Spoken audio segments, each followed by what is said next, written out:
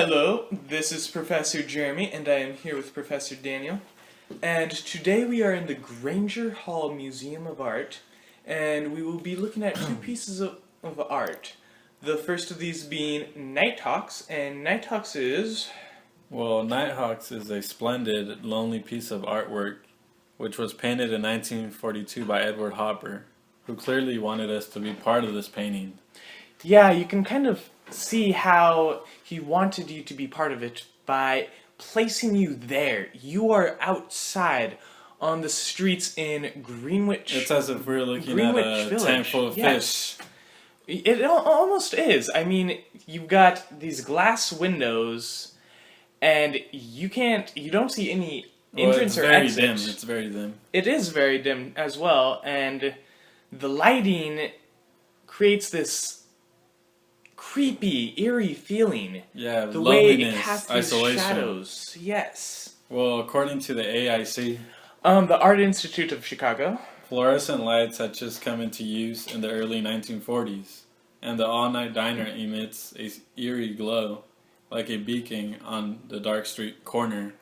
Yeah, it really does. I mean, you can see how the light is shining into that store in the background with the cash register, and it's like it's just shining down, and it creates this eerie feeling. It's like being in a city diner, but not.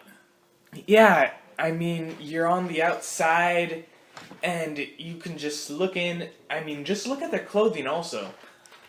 You have no idea what these people are doing. I mean, it's midnight maybe? And Well, you've got... Art News took out an article which mentioned that sometime in 1941 or 42, Hopper, who prowled in New York City,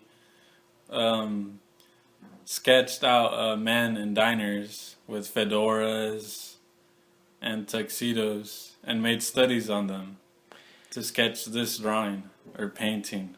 Yeah, and you can see that. I mean, we've got the guy in the fedora with a girl that's wearing a dress. She's looks very nice, and you have no idea what they're doing there. Maybe they're brother and dealing sister. drugs.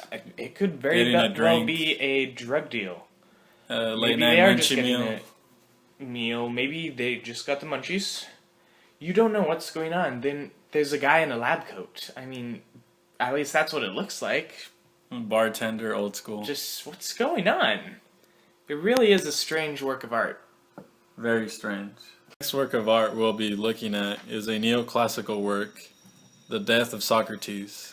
The Death of Socrates is a work by Jacques Louis David, and it is a really beautiful work of art, and it was exhibited at the Salon in 1787. One commentator who was at the Salon held that the painting was the greatest work of art since Raphael's Vatican stanza at the Sistine Chapel. And it really is a the really colors good... are, there's Yes. shadows, there's like life and death situation. Yeah, you do get that life and death situation with Socrates, who is about to drink the hemlock. In fact, the Dictionary of Art expounds on that by saying, the formal, although not a royal commission, nevertheless focuses on the moral rectitude of Socrates, who drinks the hemlock without ceasing the flow of his improving words. And this shows power and authority. It does, and you can see him as he's still talking, giving his disciples last words of advice. Words of wisdom. Words of wisdom, yes, they are words of wisdom, and this painting, it depicts the Enlightenment, and it's kind of funny that it has to do with the Enlightenment, as there's this great light and dark contrast in the painting. The light is falling on Socrates, and it makes him look as if he's this A god. this divine figure, a god. Someone to And- look up to. Yes, and A leader. really this is someone that the disciples have been looking up to. And it's just an amazing painting, and when you look at Socrates, you can see his finger up, and it looks almost like he's raising his middle finger, Flipping someone off. flipping someone off, and in this case, he's like flipping off death. He's saying, F you to death. He's being a man. He's being a Empowerment. man. This is what it means to be a man. He is saying, even though I'm about to die, There's no fear. there is no fear. And he is ready to accept that as he reaches for the hemlock, and he is telling his disciples, be of good cheer. Remember what I have taught you.